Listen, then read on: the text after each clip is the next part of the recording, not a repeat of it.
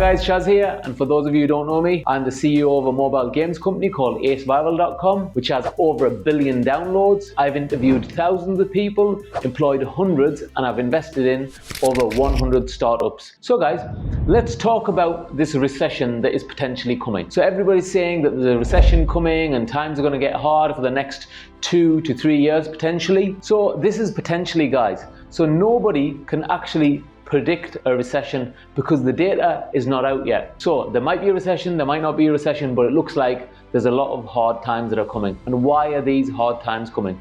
Because around the world we had COVID and everything was going south. And what happened is the banks printed a lot of money, and now that is going to take its toll. We're having inflation and all that money's gone, where they were just giving the money to people and saying, here's some free money and stay at home and still get paid for doing nothing. So the world wasn't really producing anything, right? But there was loads of money sloshing about. Now the pain of that is actually coming around. Like I said, nobody can exactly predict how bad it's going to be or how long it's going to last. So I'm going to have this chat with you about what we can do to prepare. So whatever you do, get good at it. So what am I saying? If you're a programmer and you work in a studio and you're like a 5 out of a 10 programmer, you need to start leveling up, right? So you can get to a 6 or a 7 or an 8 out of 10 programmer so you can secure your job, right?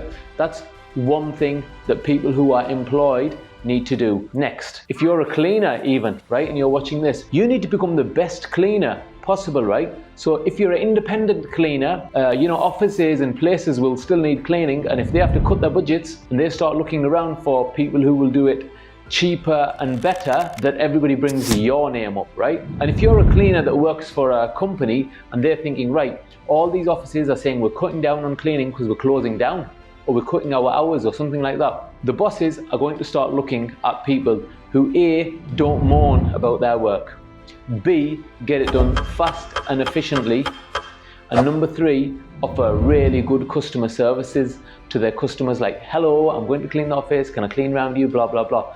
Because all of that usually gets back to your supervisor or your manager. You know what, that cleaning lady, she's great. And she might have done some cleaning, but the extra bit might have been like she said hello to all the staff and asked them how are they, without wasting her time. So she's cleaning and she might say, hiya, how are you? Can I just clean around you? That's better than move. Or, just keeping your mouth shut and, just cleaning around the person. It feels really rude, because I've seen this happen before a long time ago. So there's 2 examples of employed people, right? So now, if you're self-employed, get good at giving customers a great customer service. You don't have to lower your prices. You just have to get good at what you're doing.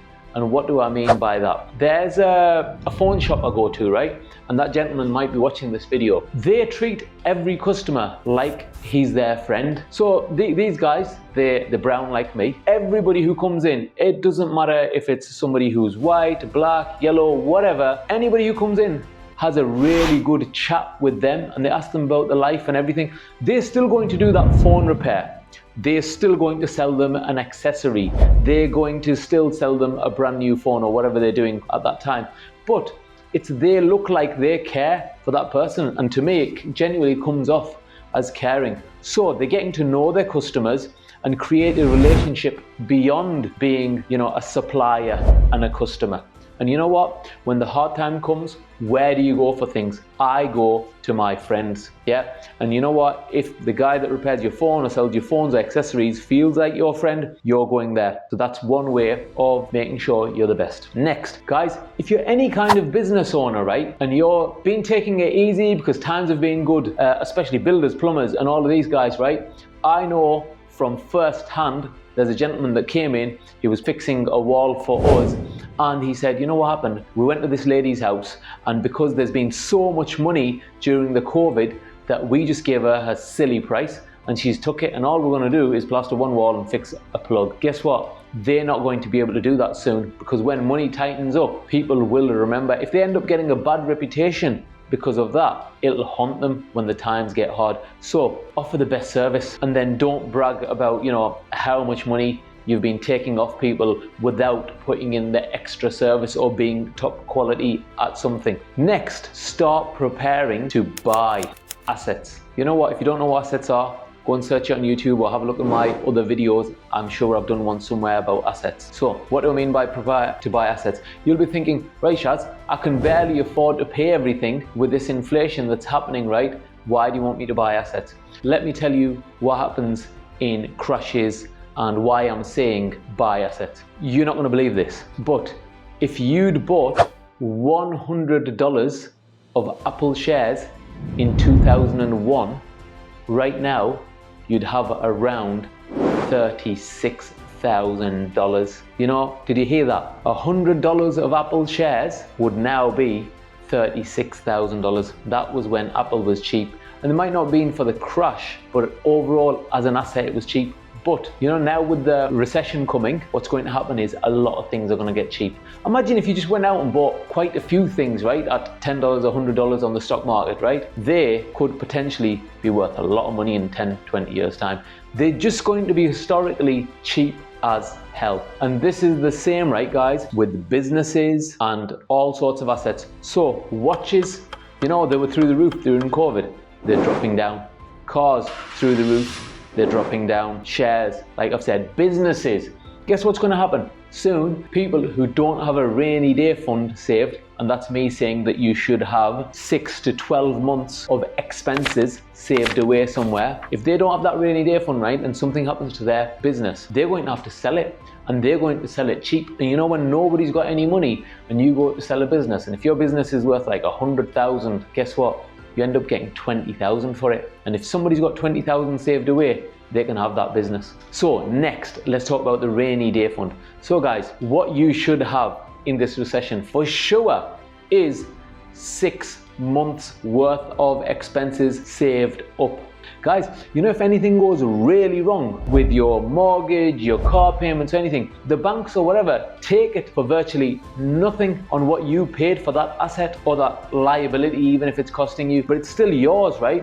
So you should always have 6 months worth of money saved up somewhere that you never tell your partner, your kids, your brother, sister, whatever about, and it should be called your emergency fund.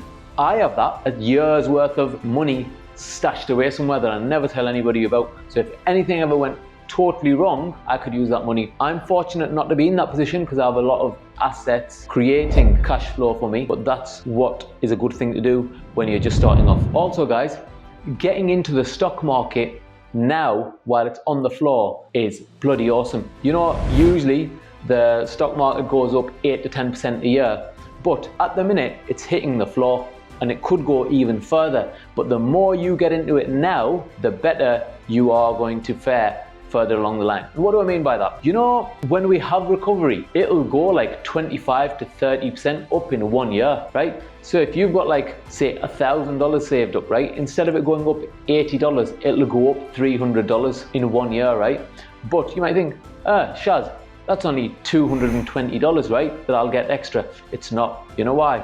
That $220 that you get extra that year will be making that 8 or 10% every year for the next 10, 20, 30, 40 years until your retirement. So can you see how powerful this is? Right now, guess what I'm doing? I'm doing this. I've been buying assets and I've kind of slowed down, right? So I'm now saving money, not to just have it in the bank. I'm saving it to buy assets in the future. And over the next 6 to 18 months, I'll just be going out and buying loads of things, right?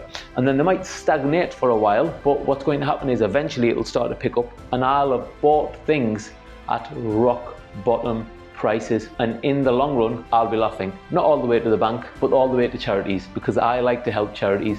Guess what? While we're talking about charities, please like this video and I'll donate some money to charity. Guys, like and subscribe, and pass this video on to any friends or family that you think this could help out. Thanks. See you later.